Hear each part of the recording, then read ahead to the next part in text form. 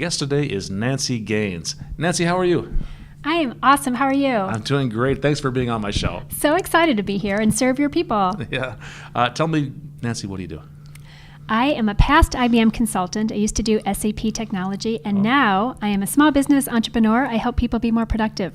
Take back their free time. Take back their... In fact, you gave a talk just recently that talked about that. I did. It was amazing attendance, and we talked about very actionable things people could do today that are free to put a little bit more ease in their day and more free time in their life. Oh, hit me up. What's number one? It's the number one thing people can do to get more free time in their life. It's funny you asked that, because at the end of my presentation, I said, I had some giveaways, some Starbucks cards. Tell me your biggest... Now I really regret not going to this presentation. We had prizes. I'm kind of struggling to stay awake. You can come next time. Yeah, we played a lot, did some high fives. So I asked people, what was your biggest takeaway from the session? And the first thing that came to mind was somebody said, it's not just about making your workday productive. It's making your home life productive. So she is going to hire a housekeeper and someone to do her lawn and things like that. We talked about your magic number, which is basically your hourly rate. Okay. So take your salary, divide by 2, and drop off a couple zeros. All right, so that's 2,000 hours per year. Yeah, roughly. Right, anything less than that, you should pay someone else to do. Okay. Right, so if you're at $50 an hour, so you make $100,000, you should be paying someone to cut your grass and to do your laundry and to do your shopping and to do your cooking if you can find that, because it's cheaper for them to do it than to use your time. It's not your highest and best use. Okay, so I mean, if it's only economics, and let's say I make $50 an hour, that the math works out that way. If I can pay somebody $30 an hour to clean my house and to cook my food, then I could spend that time working and make another $50 an hour, and I'm up $20 and my house is clean.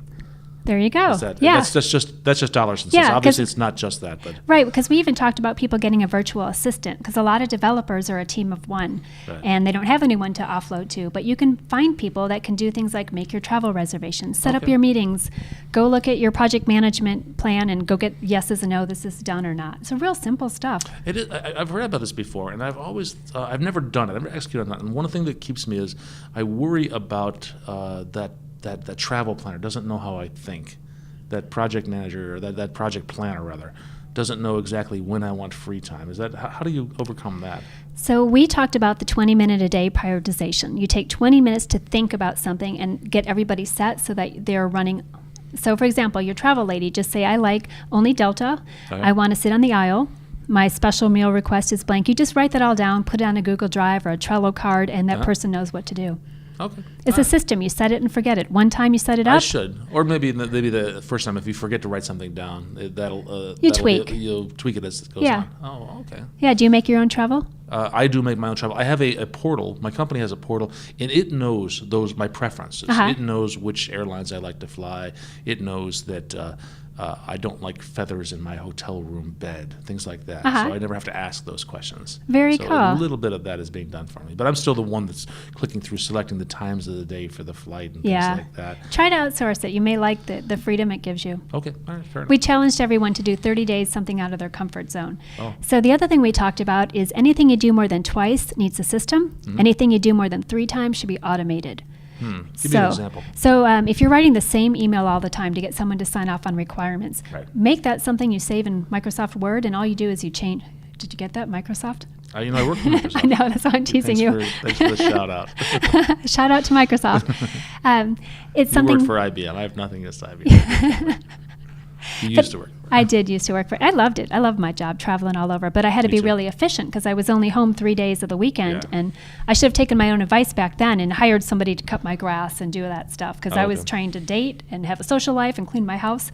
Went nuts. But yeah, 2 times should have a system, a repeatable, consistent system. 3 times automate it so you can set it and forget it. Okay. Are there advice you can give specifically for tech people? Because I have a lot of software developers and IT professionals that watch the show. Yes, that is an excellent question. So what I found when I worked with IBM is people could not lock down the requirements. They couldn't define them, and they never wanted to sign off because they want the flexibility to change them.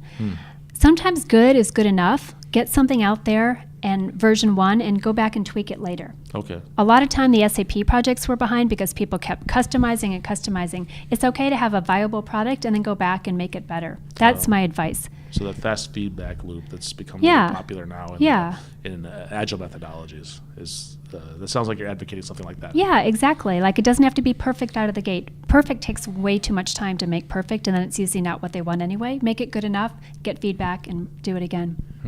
And you're a consultant. This is part of the advice that you're giving to your clients, right? Absolutely. So I work with career people, so just trying to get better in their career, Okay. small business owners and corporations. I come in and help. These are really low-hanging fruit tips we're giving people. When I go in person, we make it much deeper, and they actually bring their computers, and we Oh, and you organize. personalize it to what Yeah. their needs are. We organize their email, which is a huge problem. Oh, help me with that. Okay. At Microsoft, that actually is a huge problem. We have Well, here's a lot of email. Here's why people are afraid they're always on their email. They think there's going to be something important they're going to miss, right? You're not just going there because most people want you to do something when you go to your email. They're giving you to-dos. Right. But we're worried that what if there's that one important thing? My boss wants something or a client wants something. So every time an email comes in, put it into one of 3 folders. Action, which means you need to do something. I actually do that. Yeah. Good. Yeah, but I don't know. Maybe the other two before I. Okay, the other one, number 2, is read, something you need to read. Maybe Okay. it's just a company that as well. FYI. Wow, maybe you should do the show. I know, Let me ask the I've questions. listened to, maybe I've heard you talk before. Maybe. All right, no, go ahead. I didn't And the interrupt. last one is just waiting. You're waiting for somebody to give you an answer to move on. So Oh, I you don't have do to. that. That's a good idea. Because then you're like, I just need to go through my waiting file right now, and who do I need to follow up with?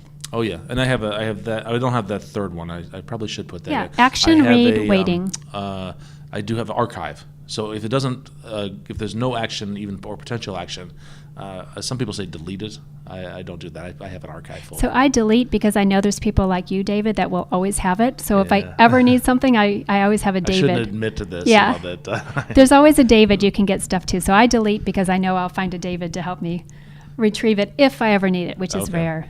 But yeah, that really works. It has been work. I started that about 6 months ago, and I literally have nothing in my inbox several times a day.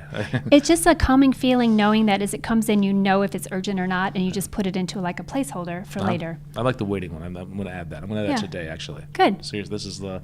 I love giving people quick tips. Absolutely. I have a goal. You don't probably know this about me. One of my goals is every single day I want to learn something new. What'd you learn today? Just that. Oh, okay. Yeah. Cool. That's the only thing out of this conference. It probably made it worth your flight down here, right? I don't know that's the only thing, but it is definitely one thing I do.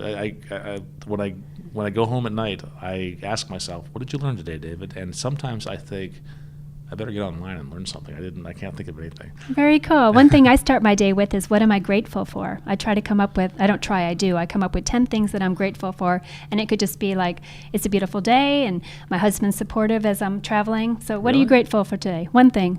Grateful to be here in Nashville, Tennessee, where I haven't been here for 2 years, meeting all these people. I love Nashville. Yeah. Yep. You know I do this as well, don't you? Yeah. You know that I do the gratitude thing. Yeah. Oh, you do? Okay. I'm kind of famous for it.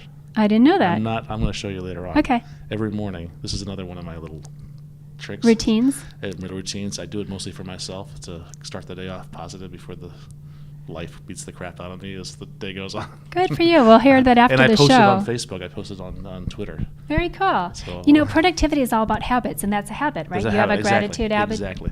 Yeah, it all works about that. Good habits versus bad habits. You're writing about this as well.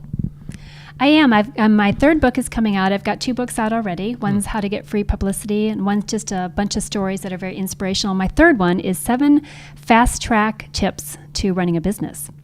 Okay. So we talk We'll about... put some links to those in Yeah. the show notes. Cool. We talk about what? We talk about how to make profits, how to roll out your products, how to have a team, how do you track things, right? If you don't track things and measure it, you don't know if it's going to work. Makes sense. Yeah, so very cool. I have to approve the cover, so it's not quite out yet. Oh, well, I look But- forward to that. Okay, I'll tweet it. Nancy, thank you so much. Thanks for having me on the show.